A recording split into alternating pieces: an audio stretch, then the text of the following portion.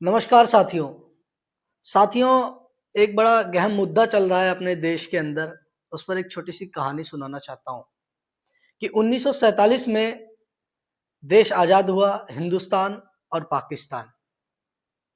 उससे पहले हमारा देश गुलाम था अंग्रेजों का, उससे पहले मुगलों का गुलाम रहा।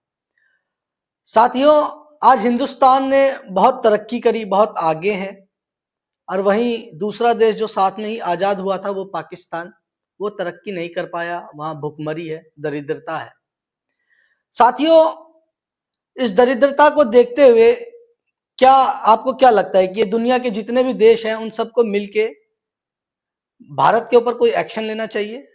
भारत के ऊपर कोई नियम कानून ऐसा लगा देना चाहिए जिससे कि भारत तरक्की थोड़ी कम करे ताकि पाकिस्तान उसके बराबर में आ सके। क्या ये आपको सही लगता है?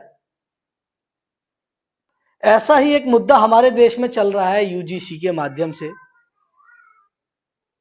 जिससे हमारे एकता को, हमारे भाईचारे को खतरा है, समस्या उत्पन्न की है, सरकार के द्वारा किया गया है। साथियों, इसमें जिन्हें सरकार दलित कहती है, जो हमारे भाई हैं, हम नहीं कहते हैं, सरकार उन्हें दलित कहती है, पिछड़ा वर्ग बताती है। और एक वर्ग जिसे जनरल कहते हैं, जिसे सवर्ण कहते हैं, जिसमें ब्राह्मण, बनिया, राजपूत और भी कई सारी ऐसी जातियां आती हैं। साथियों, ऐसा तो नहीं कि ये सब लोग, जब अंग्रेजों का गुलाम था ये भारत देश, तो ऐसा तो नहीं कि ब्राह्मणों को पहले आजादी मिल गई, सवर्णों को पहले आजादी मिल गई, दलितों को बाद में आजादी मिली। ऐसा तो नहीं था। जब देश गुलाम था साथियों, तो सभी गुलाम थे, सब एक साथ आजाद हुए, सबने अपने अपने कौशल के अनुसार विकास किया। कुछ लोग पीछे रह गए, कुछ लोग आगे बढ़ गए। तो जो आगे बढ़ रहे लोग हैं उनको पीछे खींचने के लिए सरकार ने नाना प्रकार की स्कीम बनाई, कई प्रकार के आरक्षण दिए।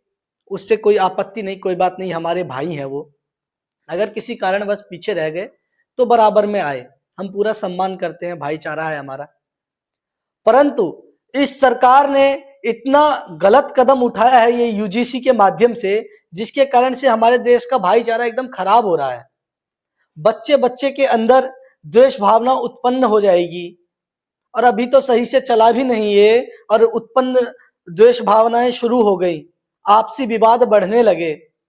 साथियों, देश तरक्की की ओर आगे बढ़ता जा रहा है। हम डिजिटल इंडिया की बात कर रहे हैं और एक तरफ हम ऐसी बातें कर रहे हैं कि जो सन 1947 के पहले की जो बातें थी उस हिसाब किताब पे हम चल रहे हैं। उस जातिवाद को लेकर हम आगे आ रहे हैं।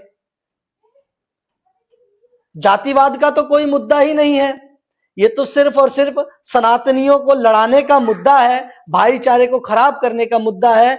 बाकी साथियों, आपसे एक यही अनुरोध है कि आप सब समझदार हैं, आप सब समझदार हैं। घोड़े के पैर में रस्सी बांध देने से, गधे को आगे बढ़ाने की कोशिश करने से ऐसा नहीं कि गधा घोड़ा बन जाएगा, वो वहीं रहेगा।